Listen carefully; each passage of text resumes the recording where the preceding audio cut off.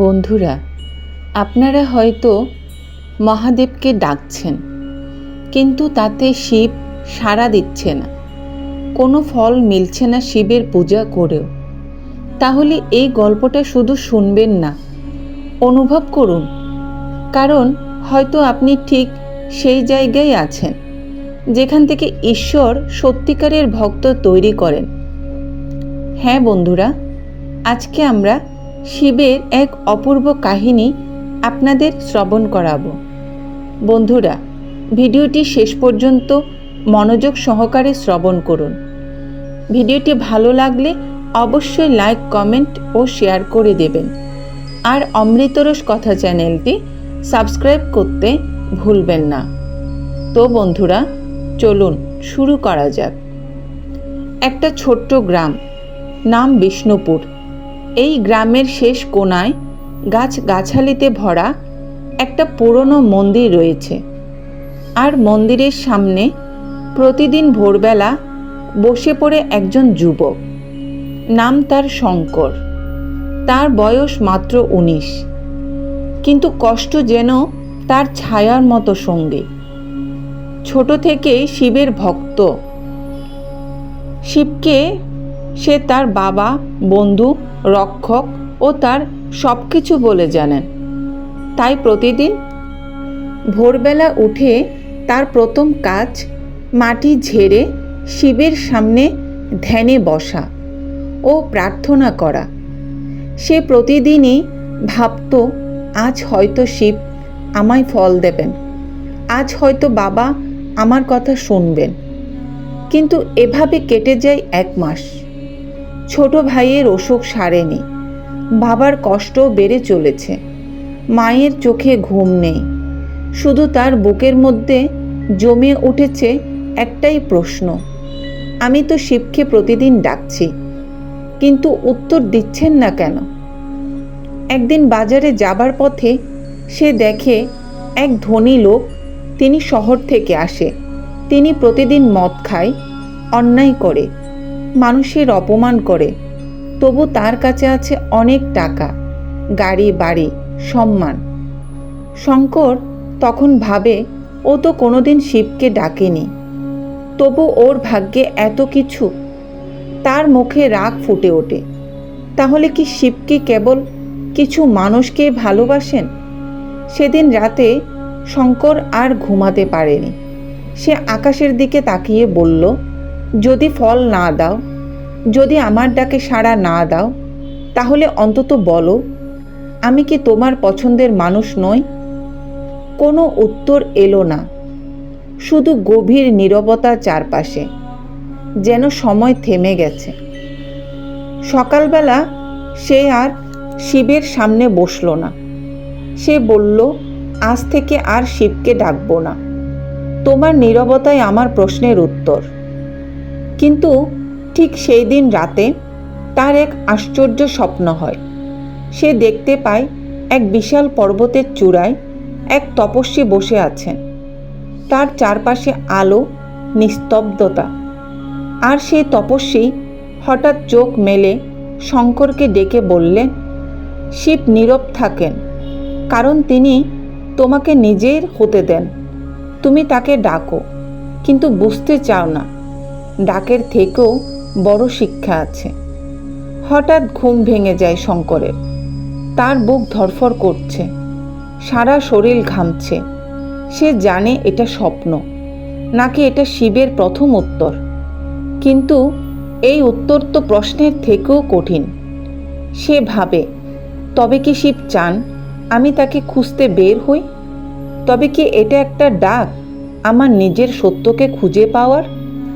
সেই রাতে সে স্থির করে, আমি রওনা হব হিমালয়ের পথে। যদি শিব আমার ডাকে উত্তর না দেন, তবে আমি তার কাছে গিয়ে জবাব আদায় করে আনব। যখন প্রার্থনার ফল মেলে না, তখন কি ঈশ্বর আমাদেরকে ছেড়ে দেন, নাকি তিনি আমাদেরকে নতুন পথে ঠেলে দেন, যাতে আমরা তার আসল রূপ খুঁজে পাই? সকালবেলা শঙ্কর ব্যাগ গুছিয়ে ফেলে। সঙ্গে শুধু একটা জলের বোতল আর কিছু শুকনো খাবার আর একটা ছোট্ট শিবের ভাঙা মূর্তি, যা সে ছোটবেলা থেকেই নিজের কাছে রাখত। কেউ জানতে পারে না যে সে কোথায় যাচ্ছে। সে ভাবে, যার কাছে এতদিন ডেকে কোনো ফল পাইনি, আজ আমি তার কাছেই যাব। শিব যদি সত্যিই থাকেন, তাহলে এবার মুখোমুখি হতে হবে। পথ শুরু হয় এক কঠিন যাত্রার মাধ্যমে। রোদ, ক্ষুধা, একাকিত্ব সব সাথে নিয়ে শঙ্কর চলতে থাকে। সে থামে না। হাঁটতে হাঁটতে একদিন সে পৌঁছে যায় হিমালয়ের কোলে, এক প্রাচীন আশ্রমে, যেখানে একজন বৃদ্ধ সন্ন্যাসী বসে আছেন গভীর ধ্যানে। শঙ্কর ধীরে ধীরে ওনার কাছে যায়, বলে, বাবা, আপনি কি শিবকে চেনেন? সন্ন্যাসী চোখ খোলে না। তিনি শুধু বললেন শান্ত কণ্ঠে, তাকে চেনা যায় না, শুধু অনুভব করা যায়। শঙ্কর রেগে যায়। আমি তাকে 10 বছর ধরে ডাকছি, কাঁদছি, প্রার্থনা করছি। শিব আমাকে কিছুই বলেননি, তবুও আপনি বলছেন অনুভব করো। সন্ন্যাসী এবার চোখ খুলে তাকালেন। চোখ দুটি যেন 1000 বছরের সমুদ্র গভীর, অগাধ শান্ত। তিনি বললেন, তুমি ডাকো ঠিক, কিন্তু শুধু নিজের কষ্টের কথা ভেবে। তুমি কখনো বোঝার চেষ্টা করনি কেন শিব চুপ করে আছেন। শঙ্কর কাপা গলায় বলল, আমি তো কিছু বিলাসিতা চাইনি, শুধু শান্তি, সুস্থতা চেয়েছি। সেটা চাওয়াও কি অন্যায়? সন্ন্যাসী ধীরে ধীরে উঠে দাঁড়ালেন। বললেন, তুমি আজ যা চাও তা হয়তো তোমার জন্য ঠিক নয়। তুমি চাও শুধু ফল পেতে, কিন্তু শিব তোমার ভিতর রূপান্তর চান। তুমি ডাকছো, আর তিনি তোমার ভিতর ধ্বনি তৈরি করছেন।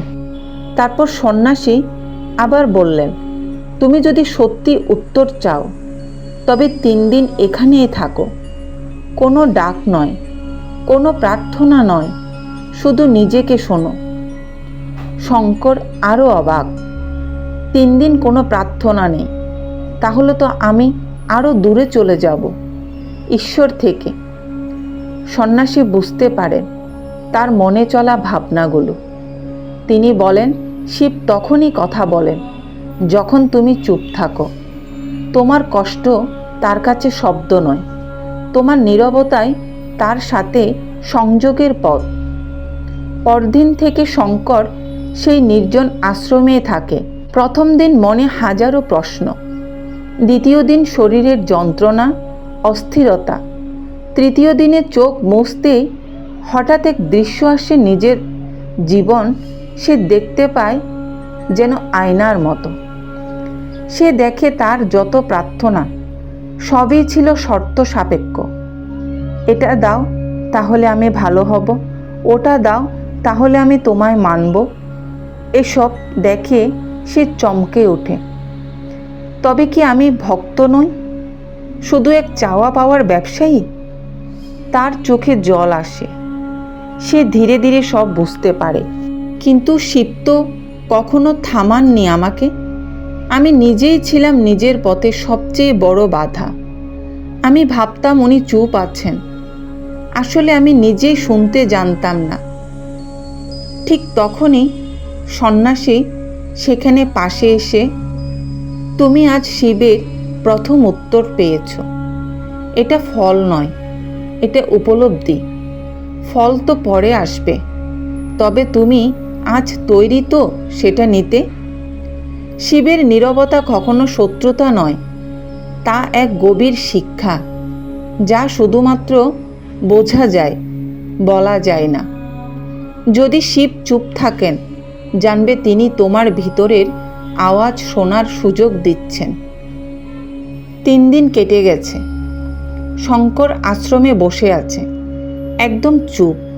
কোনো প্রার্থনা নেই, কোনো দাবি নেই, শুধু নিঃশ্বাস আর একটানা শূন্যতা। এই শূন্যতা যেন ধীরে ধীরে গড়ে তুলছে নতুন এক শঙ্করকে। সে ভাবে, আমি যেটাকে ভক্তি ভাবতাম, সেটা কি সত্যি ভক্তি ছিল? নাকি শুধুই আবেগ? একটা চাওয়া পূরণ না হলে ঈশ্বরের ওপর রাগ করা, এটা কি ভক্তি? শঙ্কর মনে মনে খুঁজতে থাকে। আমি তো শুধু আমার যন্ত্রণা ভাগ করে নিতে চেয়েছিলাম, কিন্তু আমি কি কখনো শিবকে ধন্যবাদ দিয়েছি? তাকে ভালোবেসেছি কোনো সত্য ছাড়াই? তার চোখে জল আসে। সে অনুভব করে এতদিন ধরে সে ঈশ্বরকে চেয়েছে নিজের সুবিধার জন্য, নিজের চাওয়া পাওয়ার জন্য। কিন্তু ঈশ্বর কি শুধুই চাইবার জায়গা? হঠাৎ দূর থেকে সন্ন্যাসীর কণ্ঠ ভেসে আসে। যখনই ভালোবাসা চাওয়া ছাড়া হয়, তখনই তা সত্য ভক্তিতে হয়ে ওঠে, আর সে সত্য ভক্তিতেই ঈশ্বর প্রকাশ পান। শঙ্কর স্তব্ধ। সে ধীরে ধীরে হাঁটতে হাঁটতে আশ্রমের পেছনে ছোট্ট ঝর্ণার কাছে গিয়ে বসে। প্রকৃতির শব্দ, ঝর্ণার জল, পাখির ডানার শব্দ, সব কিছুর মধ্যে যেন সে শিবকে অনুভব করে। সে ভাবে, আমি কেন এত বছর ধরে ভাবলাম ঈশ্বর বাইরে আছে? তিনি তো আমার প্রতিটি নিঃশ্বাসেই ছিলেন, শুধু আমি নিজের চাওয়া পাওয়া শব্দে তাকে শুনতে পাইনি। তার মনে হয় এই মুহূর্তে সে কিছু চাইছে না, না কোনো টাকা, না শান্তি, না ফলাফল, শুধু একটা জিনিস, তুমি যদি আছো, তোমার আমাকে তোমার মতো করো। আমার অহংকারটাকে ভেঙে দাও, আমার হৃদয়টা খালি করো, যেন তুমি বসতে পারো সেখানে। সেই রাতে শঙ্কর প্রথমবার ধ্যানে বসে। কোনো মন্ত্র নয়, কোনো চাহিদা নয়, শুধু নিঃশ্বাসের সাথে একটাই অনুভব, আমি তোমায় চাই, আর কিছু চাই না। পরদিন সকালে সন্ন্যাসী এসে বলেন, তুমি প্রস্তুত? এখন তুমি খুঁজে পাবে তোমার পথ। কারণ এখন তুমি কিছু চাও না, তুমি এখন গ্রহণের নয়, বরং উপলব্ধির স্তরে আছো। শঙ্কর জিজ্ঞাসা করে, তবে কি এবার আমি ফল পাব? সন্ন্যাসী মৃদু হেসে বলেন, যখন তুমি ফল চাইবে না, তখনই আসল ফল আসবে। শিব তখনই আসেন যখন তার স্থান হয় অন্তরে। সেদিন পাহাড় থেকে নেমে আসার পথে শঙ্কর আর আগের মতো মানুষ ছিল না। তার চোখে ছিল শান্তি, মুখে ছিল নীরবতা, আর অন্তরে একটাই অনুভূতি, শিব তুমি না এলেও আমি আছি, কারণ আমি আর আলাদা নেই। আমি তুমি। ভক্তি মানে কাঁদা নয়, আবেগে ডুবে যাওয়া নয়। ভক্তি মানে নিজেকে খালি করা, যেন ঈশ্বর এসে বসতে পারেন। যদি কিছু না চেয়ে ভালোবাসতে পারো, তাহলে সত্যিকারের শিবতত্ত্বে শুরু হয়। শঙ্কর ফিরে এসেছে বিষ্ণুপুরে, কিন্তু এই ফেরা একেবারেই আলাদা। পথে মানুষ জিজ্ঞাসা করে, এই এতদিন কোথায় ছিলি? সে হাসে, বলে নিজেকেই খুঁজে ফিরেছিলাম। কিন্তু কিছু লোক উপহাস করে, তোর কি লাভ হলো রে শিব শিব করে? বাড়ির অবস্থা তো আগের মতোই আছে। শঙ্কর চুপ করে থাকে।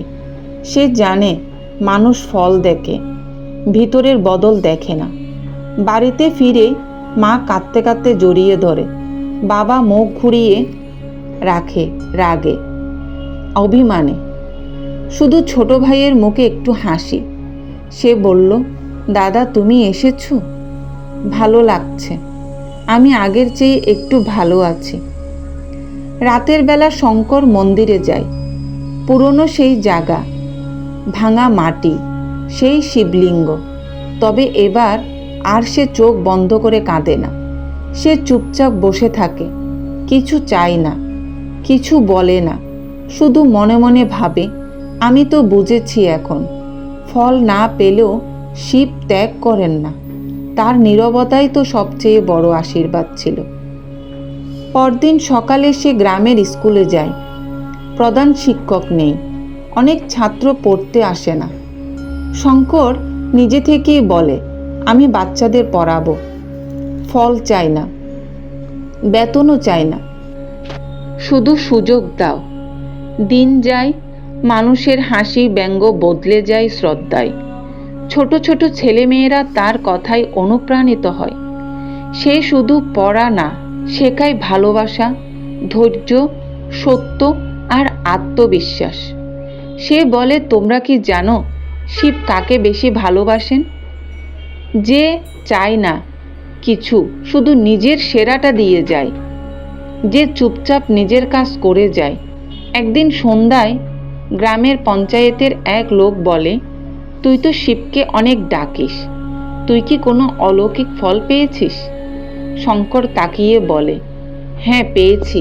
আমি পেয়েছি সেই শান্তি যা টাকা দিয়ে কেনা যায় না। আমি পেয়েছি সেই সাহস যা কেবল ঈশ্বরের নীরবতার ভিতরেই পাওয়া যায়। লোকটি চুপ করে যায়।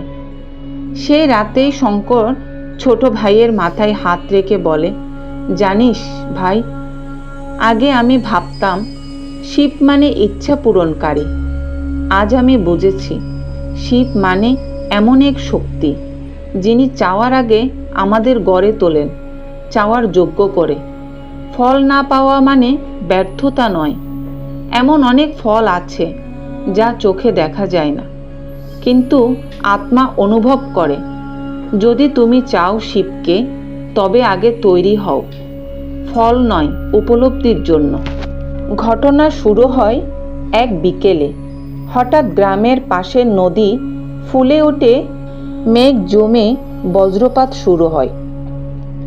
সন্ধ্যার পর হঠাৎ গ্রামে ঘোষণা হয়, বন্যা আসছে, সবাই সাবধান হন। নিচু জায়গার মানুষরা ওপরের স্কুলে চলে আসুন। লোকজন দিশেহারা, বাড়ির জিনিসপত্র, গরু, চাল ডাল সব কিছু ফেলে ছুটে আসে। কিন্তু সবচেয়ে বেশি ভয় পায় বাচ্চারা। অন্ধকার, বৃষ্টি, ঠান্ডা আর আতঙ্ক।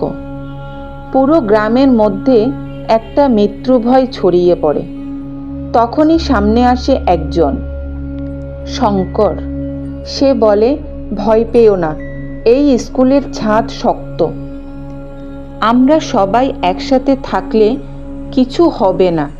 আমি পাশে আছি, আর আমার সাথে আছেন সেই, যিনি নীরব থাকেন কিন্তু বিপদের সময় থামিয়ে দেন সর্বনাশ। লোকজন তখনও সন্দেহে, তুই কি পারবি আমাদের বাঁচাতে? শঙ্কর বলে না কিছু। সে শুধু মোমবাতি জ্বালে, বাচ্চাদের গল্প বলে, সবাইকে বলে, আলো নিভে গেলেও শিব নিভে যান না। রাত গভীর হয়, পানি ধীরে ধীরে বাড়তে থাকে। লোকেরা ভাবে সব শেষ। তবে ঠিক মাঝরাতে হঠাৎ বৃষ্টি থেমে যায়, আকাশ পরিষ্কার হয়, নদীর জল থেমে যায়। ফিরে যেতে শুরু করে লোকেরা। ভয় আর অবাক চোখে জানালার বাইরে দেখে। সবচেয়ে আশ্চর্য ঘটনা, নদীর বাঁধ ভাঙেনি। পানি স্কুল পর্যন্ত আসলেও ভেতরে ঢোকে। সকালে সরকারি টিম এসে জানায়, আশ্চর্যজনকভাবে এই এলাকাতেই বন্যা থেমে গেছে। পাহাড়ের একটা প্রাকৃতিক পাথর সরে গিয়ে বাঁধ তৈরি করেছে এবং ঠিক আপনার গ্রামটাই বেঁচে গেছে। সবাই স্তব্ধ। কেউ বলে এটা তো অলৌকিক, অন্য কেউ বলে এটা নিশ্চয়ই শিবের কৃপা। আর তখনই সবাই চোখ ঘুরিয়ে দেখে শঙ্কর দাঁড়িয়ে আছে, হাত জোর করে, মাথা নিচু করে। সে কিছু বলে না, শুধু বলে, আমি তো শুধু ছিলাম, রক্ষা আমি করিনি, কিন্তু যাকে ডাকিনি অনেক দিন, তিনি ঠিকই আমাদের ডেকেছেন। শান্তভাবে, নীরবে। সেদিন থেকে গ্রামের মানুষ শঙ্করকে আর শুধু ছোট ছেলে বলে না, ওকে বলে, ও হলো সেই ভক্ত যে ফল চায় না, তবুও যার হাত ধরে ঈশ্বর পুরো গ্রামকে রক্ষা করেন। যখন তুমি ভাবো শিব তোমায় ফল দেননি, তখন মনে রেখো, তিনি হয়তো তোমার চারপাশে এক অদৃশ্য ঢাল তৈরি করছেন। তুমি জানবে না কখনো, কিন্তু বুঝবি একদিন তিনি সবসময় ছিলেন, কারণ শিব রক্ষা করেন চাহিদা দেখে নয়, হৃদয় দেখে। বন্যা কেটে গেছে, গ্রাম আবার আগের মতো, কিন্তু শঙ্করের অন্তর আগের মতো নেই এখন। সে আর কিছুতেই উত্তেজিত হয় না বা না শুনে সমালোচনায়। সে প্রতিদিন সকালবেলা উঠে নদীর ঘাটে যায়, এক হাতে জলের কলসি তোলে, আরেক হাতে গীতা আর শিবপুরাণ পড়ে। একদিন ছোট্ট ভাই জিজ্ঞাসা করে, দাদা তুই এখন কিছু চাইছিস না? না চাকরি, না টাকা, না ভবিষ্যৎ, তোর কি আসলে কিছুই দরকার নেই? শঙ্কর হেসে বলে, দরকার তো আছে, কিন্তু এখন আমি চাওয়ার আগে নিজেকে প্রশ্ন করি, আমি কি এই চাওয়ার যোগ্য হয়ে উঠেছি? সে বলে, আগে আমি ভাবতাম শিব মানে আশীর্বাদ, আর এখন বুঝি শিব মানে প্রশ্ন, যিনি আমাদের ভিতরে প্রশ্ন জাগিয়ে দেন। তুই কে? তুই কেন চাস? আর চাস কি শুধু নিজের জন্য? তার জীবনে প্রতিটা দিন এখন এক নীরব ভক্তি, কোনো মন্দির নেই, প্রণাম নেই, চিৎকার নেই, শুধু প্রতিদিনের কাজ, নিজের কর্তব্য পালন আর জীবনের প্রতি শ্রদ্ধা। এই হচ্ছে তার প্রার্থনা। একদিন এক সন্ন্যাসী আবার আসে গ্রামের পাশের সেই পথ দিয়ে। শঙ্কর এবার আর জিজ্ঞাসা করে না আমায় ফল কবে আসবে, বরং সে নিজে থেকেই বলে, আমি এখন বুঝি ভক্তির কোনো গন্তব্য নেই, এটা একটা যাত্রা, একটা পথ, যেখানে তুমি প্রতিদিন একটু একটু করে শিব হয়ে ওঠো, আর এই পথটাই আসল ফল। সন্ন্যাসী মৃদু হেসে বলে, যে ফল ছাড়াও হাঁটতে পারে, শুধু সেই একদিন এমন ফল চায় যা চাওয়া তো আসে না, শুধু আত্মার গভীরে উদ্ভাসিত হয়। সেদিন রাতে শঙ্কর প্রথমবার শিবের স্বপ্ন দেখে। কোনো চমক নেই, কোনো অলৌকিক না, শুধু শান্ত একমুখ একটি কণ্ঠ বলে, তুই আমার প্রিয়, কারণ তুই কিছু চাস না, তুই শুধু থাকিস তোর কাজ নিয়ে, তোর ভালোবাসা নিয়ে।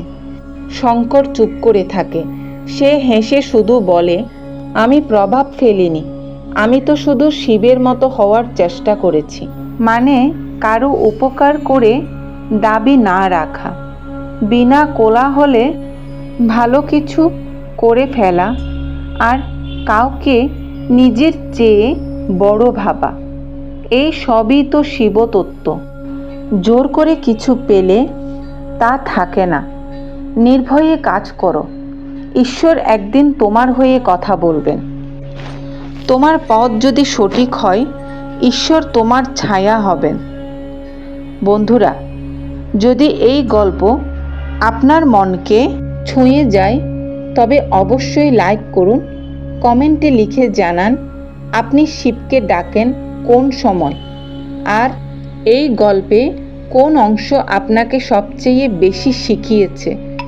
আর হ্যাঁ, ভুলে যাবেন না চ্যানেলটি সাবস্ক্রাইব করতে, কারণ সামনে আরও আসছে এমন হৃদয় ছুঁয়ে যাওয়া জীবন বদলের গল্প। সবাইকে মহাদেব শান্তি ও কৃপা বর্ষিত হোক।